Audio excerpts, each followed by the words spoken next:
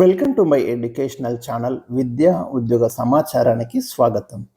ఈ వీడియోలో ఈరోజు మనం చాలా ముఖ్యమైన అంశం గురించి డిస్కస్ చేయబోతున్నాం. కాంపిటేటివ్ ఎగ్జామ్స్లో సక్సెస్ సాధించాలంటే అనుసరించాల్సిన 8 ఫార్ములాస్ మీకు ఎక్స్ప్లెయిన్ చేస్తాను. చాలా ఇంపార్టెంట్ కంటెంట్ మీకు ఈ వీడియోలో ఉంటుంది. తప్పకుండా మీరు ఒక ప్రభుత్వ ఉద్యోగానికి పోటీ పడేటప్పుడు ఈ ప్లాన్ కనుక అనుసరిస్తే 99% సక్సెస్ కావడానికి అవకాశాలు ఉంటాయి. మరి ఈ ఇన్ఫర్మేషన్తో పాటు ప్రతిరోజు మీకు జనరల్ నాలెడ్జ్, కరెంట్ అఫైర్స్, ఇతరత్ర ప్రతిదీ కూడా అప్డేట్ చేయడం జరుగుతుంది. ఇంకా ఎవరైనా మన ఛానల్ సబ్స్క్రైబ్ చేయకపోతే తప్పకుండా సబ్స్క్రైబ్ చేసుకొని బెల్ ఐకాన్ నొక్కండి. నా వీడియో ఎప్పుడు అప్లోడ్ చేసినా కూడా మీకైతే అప్డేట్ వస్తుంది. సో ఇంకొకసారి మనం చూస్తే పోటీ పరీక్షలలో విజయం సాధించడం ఎలా, ఇది మన టైటిల్. ముఖ్యమైన ప్రిపరేషన్ టిప్స్ నేను మీకు ఎక్స్ప్లెయిన్ చేస్తానండి. ఒక 8 ఇంపార్టెంట్ కాంపోనెంట్స్ గురించి మనం ఈ వీడియోలో డిస్కస్ చేయబోతున్నాం. చాలా ఇంపార్టెంట్, వీడియో చివరిదాకా చూడండి. ఇందులో ఫస్ట్ పాయింట్ ఏంటంటే బలమైన కోరిక అన్నాను. ఒక స్ట్రాంగ్ డిజైర్ నీకు ఉండాలి. ఫర్ ఎగ్జాంపుల్, నువ్వు ఒక సబ్ ఇన్స్పెక్టర్ కావాలనుకున్నావు, లేదా నువ్వు ఒక గ్రూప్ 1 ఆఫీసర్ కావాలనుకున్నావు. అది కావాలనుకోవడమే కాదు, అది సాధించాలనే ఒక బలమైనటువంటి కోరిక నీకు ఉండాలి. అప్పుడే నువ్వు ప్రిపరేషన్లోకి దిగగలుగుతావు. అంటే ఏదో అందరు అప్లై చేస్తున్నారు, మనం అప్లై చేయాలి, అందరు రాస్తున్నారు, మనం రాయాలి, ఆ ధోరణితో వెళ్తే మాత్రం సక్సెస్ రాదండి. డెఫినెట్గా ఖచ్చితంగా ఇందులో నేను సక్సెస్ కావాలి, నేను ఒక ఎస్సీని కావాలి అని ఒక బలమైన స్ట్రాంగ్ డిజైర్ నువ్వు కనుక, ఆ స్పార్క్ కనుక నీలో ఎప్పుడైతే వస్తుందో నువ్వు ప్రిపరేషన్కి సీరియస్గా కూర్చోగలుగుతావు. ఇక్కడ చిన్న స్టోరీ మీకు ఎక్స్ప్లెయిన్ చేస్తాను. ఒక గురువును ఒక శిష్యుడు అడుగుతాడు, గురువు గారు జీవితంలో సక్సెస్ కావాలంటే, లేదా ఏదైనా ఒక రంగంలో సక్సెస్ కావాలంటే ఏముండాలి అంటాడు. అప్పుడు ఆ గురువు గారు శిష్యుని ఒక నది దగ్గరికి తీసుకెళ్ళి ఆ నదిలో శిష్యుడి యొక్క తలను బలంగా ఉంచి నీళ్ళల్లో ఉంచినప్పుడు శిష్యుడు బయటికి రావడానికి విశ్వ ప్రయత్నం చేస్తాడనే విషయం మనందరికీ తెలుసు. కాసేపటికి గురువుగారు శిష్యుడిని పైకి లేపి అడుగుతాడు, నీళ్లలో నీ తలను ఉంచినంతసేపు నీకేమనిపించింది అంటాడు. అప్పుడు శిష్యుడు ఏమంటాడు, నేను ఖచ్చితంగా దాంట్లో నుంచి బయటికి రావాలని ఒక విశ్వ ప్రయత్నం చేశాను, నా సర్వశక్తుల్ని ధారపోశాను దీనికోసం, బ్రతకడం కోసం అంటాడు. అప్పుడు గురువు గారు అంటారు, సేమ్ ఇదే స్ట్రాటజీ కనుక నువ్వు సక్సెస్ కావాలనుకునే రంగంలో అనుసరిస్తే డెఫినెట్గా నువ్వు 100% సక్సెస్ అవుతావు అని చెప్తాడు. సో అందుకే నేను ఏమంటున్నా అంటే, ఫస్ట్ పాయింట్ దగ్గరనే నీకు ఒకటి సాధించాలనే బలమైన కోరిక, సర్వశక్తుల్ని ధారపోసేటటువంటి ఒక కాన్ఫిడెన్స్ నీకు ఉన్నప్పుడు డెఫినెట్గా నీకు సక్సెస్ అనేది దిగొస్తుంది. కాబట్టి విజయం సాధించడానికి మీకు ఉండాల్సిన ఫస్ట్ పాయింట్ ఒక స్ట్రాంగ్ డిజైర్ లేదా బలమైన కోరిక మీకు ఉండాలండి. క్వశ్చన్ అంటే నెక్స్ట్ పాయింట్ సిలబస్. కాంపిటేటివ్ ఎగ్జామ్స్కి ప్రిపేర్ అవుతున్నప్పుడు మనం చేయాల్సిన రెండో పని ఏంటిదంటే, నువ్వు ఏ ఎగ్జామ్కి ప్రిపేర్ అవుతున్నావు. ఫస్ట్ నువ్వు ఒక గ్రూప్ 2కి ప్రిపేర్ అవుతున్నావు, లేదా ఎస్ఐకి ప్రిపేర్ అవుతున్నావు, లేదా పీసీకి ప్రిపేర్ అవుతున్నావు. దానికి సంబంధించి అఫీషియల్ గవర్నమెంట్ ఇచ్చిన నోటిఫికేషన్లో ఉన్న సిలబస్ని ఒకరోజు స్టడీ చేయండి. మీరు 1 డే తీసుకోండి. నేను ఏమంటున్నా, ఒకరోజు స్టడీ చేయండి. టోటల్ టాపిక్స్ ఎన్ని ఇచ్చారు, ఏ టాపిక్స్ నుంచి మీకు అవగాహన ఉంది, ఏ టాపిక్స్ మీద మీకు కొంత అవగాహన ఉంది, ఏ టాపిక్స్ మీద మీకు 100% అవగాహన ఉంది, ఏ టాపిక్స్ మీకు పూర్తి కొత్తగా ఉన్నాయి, ఈ ఏరియాను మీరు ఐడెంటిఫై చేయండి. ఈ 3 కేటగిరీ చేయాలి మీరు సిలబస్లో. మీకు కంప్లీట్ అవగాహన ఉన్నది, మీకు కొంతవరకు అవగాహన ఉన్నది, మీకు అసలే అవగాహన లేదు. దీనివల్ల మీకు ఒక క్లారిటీ వస్తుంది. కాబట్టి సిలబస్లో ఏ అంశాలు ఉన్నాయో మీకు ఖచ్చితంగా ఎప్పుడు అడిగినా మీకు గుర్తుండేలాగా ఉంటే మీరు బుక్స్ చదివేటప్పుడు ఈ సిలబస్ అనేది మీకు ఏమవుతుంది అంటే స్ట్రైక్ అవుతుంది. సో అది మీరు సిలబస్ని ఒకరోజు స్టడీ చేయండి. ప్రీవియస్ పేపర్స్ అధ్యయనం. చాలామంది స్టూడెంట్స్ ఏమనుకుంటారంటే, ప్రీవియస్ పేపర్స్ కానివ్వండి, మోడల్ పేపర్స్ కానీ చివరిలో కదా చేయాల్సింది అనుకుంటారు. నేను ఇక్కడ ప్రీవియస్ పేపర్స్ అంటున్నాను, మోడల్ పేపర్స్ అనడం లేదు. ప్రీవియస్ పేపర్స్ కలెక్ట్ చేయండి. గతంలో మీరు ఏ ఎగ్జామ్ అయితే రాస్తున్నారో ఆ ఎగ్జామ్కి సంబంధించి కనీసం ఒక 10 నుంచి 15 ప్రీవియస్ పేపర్స్ మీరు కలెక్ట్ చేయండి.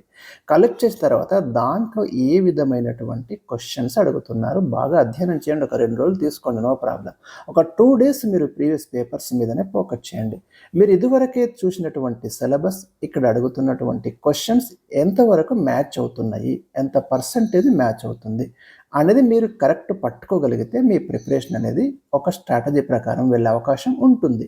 కాబట్టి మీరు ఒక 10 to 15 years ప్రీవియస్ పేపర్స్ని జాగ్రత్తగా టోటల్ స్కాన్ చేయడం ద్వారా మీకు ఒక అవగాహన వస్తుంది. వే ఆఫ్ క్వశ్చనింగ్ తెలుస్తుంది, ప్రశ్నలు ఏ స్టాండర్డ్లో వస్తున్నాయో తెలుస్తుంది, ఎంత పర్సెంటేజ్ క్వశ్చన్స్ క్లిష్టంగా ఉన్నాయో అర్థమవుతుంది. సో మీరు ముందడుగు వేయడానికి ఇది ఒక పునాదిలాగా ఏర్పడుతుంది. నెక్స్ట్ ఇంపార్టెంట్ ప్రామాణిక పుస్తకాల సేకరణ. This is very important point అండి.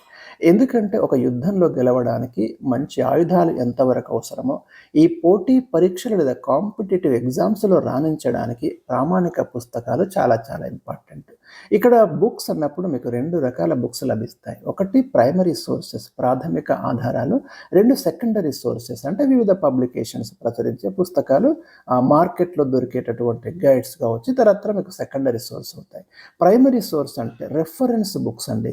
మీరు ఉదాహరణకి పాలిటీ తీసుకుంటే లక్ష్మీకాంత్ కానివ్వండి, హిస్టరీ తీసుకుంటే ఆర్ఎస్ శర్మ, బిపిన్ చంద్ర, ఇలాంటి పుస్తకాలు కానివ్వండి ప్రైమరీ సోర్స్ అవుతాయి. గవర్నమెంట్ పబ్లిష్ చేసినటువంటి ఇండియా ఇయర్ బుక్ లాంటి పుస్తకాలు కానివ్వండి, ఆథరైజ్డ్ ప్రభుత్వాలు ఇచ్చేటటువంటి నివేదికలు కానివ్వండి, స్టాటిస్టికల్ డేటా కానివ్వండి, సో ఇవన్నీ కూడా ప్రైమరీ సోర్స్ అవుతాయి. దాని నుండి తయారు చేసినటువంటి వివిధ పబ్లికేషన్స్ తయారు చేసినటువంటి పుస్తకాలు సెకండరీ సోర్స్ అవుతాయి. స్టూడెంట్ చేసే మిస్టేక్ ఏంటంటే ఎక్కువ మంది స్టూడెంట్స్, మెజారిటీ స్టూడెంట్స్ ఈ సెకండరీ బుక్స్ మీద ఫోకస్ చేస్తున్నారు. అందుకే వీళ్ళు కాంపిటేటివ్ ఎగ్జామ్స్లో రాణించలేకపోతున్నారు. ఈ పాయింట్ అనేది, ఈ 4th పాయింట్ మొత్తం ఈ వీడియోకి గుండెకాయలంటదండి. సో ఇక్కడ మీరు ప్రధానంగా ఫోకస్ చేయండి, రైట్. నెక్స్ట్ సొంత నోట్స్. చాలామంది స్టూడెంట్స్ ఏమనుకుంటారంటే కోచింగ్ సెంటర్లు ఇచ్చే నోట్స్ లేదా అధ్యాపకులు ఇచ్చే నోట్స్ మీద డిపెండ్ అవుతారు.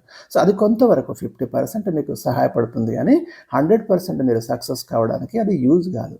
మీరు ఓన్ నోట్స్ ప్రిపేర్ చేసుకోవాలి. ఎంత టైం అన్నా ఉండని, ఎంతో కొంత నోట్స్ మీదంటూ ఉంటే ఆ నోట్స్ మీకు కాంపిటేటివ్ ఎగ్జామ్స్లో ఖచ్చితంగా యూజ్ అవుతుంది. కాబట్టి ఓన్ నోట్స్కి మీరు ప్రియారిటీ ఇవ్వండి. ఆ నోట్స్ రాసే విధానం కూడా స్ట్రాటజిక్గా మీరు ప్లాన్ చేసుకోండి. Next continuous revision. చాలామంది స్టూడెంట్ చేసే కంప్లైంట్ ఏంటంటే, నేను ఎంత ప్రిపేర్ అయినా కూడా నాకు క్లారిటీ ఉండడం లేదు, మళ్ళీ క్వశ్చన్ రాగానే కన్ఫ్యూజ్ అయిపోతారు, రాంగ్ ఆన్సర్ని పికప్ చేస్తారు. చాలాసార్లు మీరు అటువంటి జనరల్ స్టడీస్లో వివిధ ప్రశ్నలు ఎదుర్కొనేటప్పుడు మీరు ఒక 4 ఆప్షన్స్లో 2 ఆప్షన్స్ దగ్గర కంటిన్యూగా మీరు కన్ఫ్యూజ్ అవుతుంటారు. ఇదా అదా, ఇదా అదా, చదివినట్టే ఉంటుంది కానీ కరెక్ట్ ఆన్సర్ మీరు చేయలేరు. దీనికి రీజన్ ఏంటంటే మీరు రివిజన్ సరిగ్గా చేయలేకపోవడం. కాబట్టి మీరు కంటిన్యూగా రివిజన్ చేయండి. ఎన్నిసార్లు వీలైతే అన్నిసార్లు రివిజన్ చేయండి.